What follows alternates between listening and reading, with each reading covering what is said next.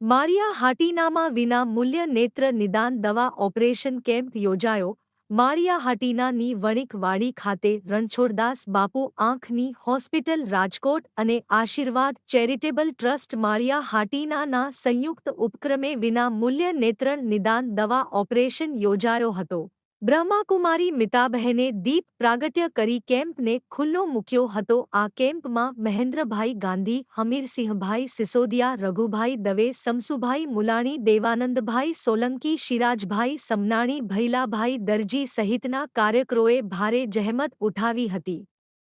સીતારામ સેવા ટ્રસ્ટ દ્વારા પંખીઓને પાણી પીવા માટેના 500 કુંડા વિતરણ કરાયા છે. માળિયા તાલુકાના સમાચાર જોવા માટે અમારી ચેનલ લાઇક, શેર અને સબસ્ક્રાઈબ કરો.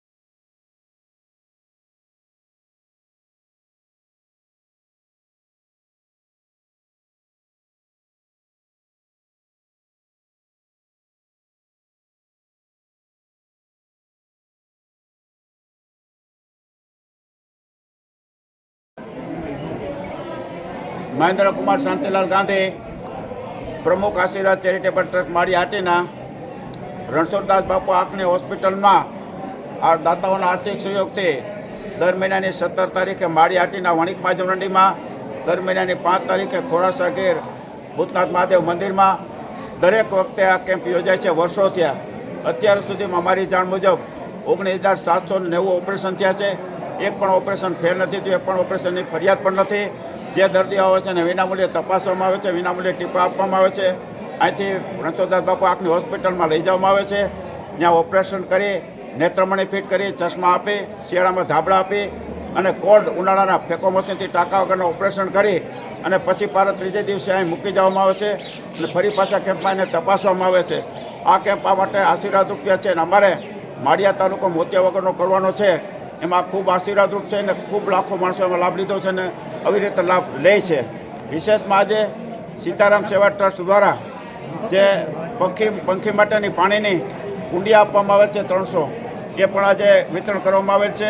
અને જેમનો 21 વર્ષનો છોકરો ગુજરી ગયો એવા અવનીશભાઈ કોઠારી દર વખતે બધા દર્દીઓને ચા પાણી પાય છે. આ વખતે ઉનાળાને ધ્યાનમાં લઈ અને શરબતની વ્યવસ્થા કરેલ છે. એટલે દરેક દાતાઓનો ખરા હૃદયપૂર્વક આભાર માનીએ છીએ. પ્રેસ પ્રતિનિધિઓ પણ આને હાઇલાઇટ કરી વધુ લોકો લાભ લે છે એ માટે પ્રયાસ કરે છે. એમનો પણ ખરા હૃદયપૂર્વક આભાર માનવામાં આવે છે. આ કેમ્પ સફળતાની શુભેચ્છા આપ સર્વે પાસે અપેક્ષા રાખીને મારી વાણીને વિરામ આપું છું. રેડી.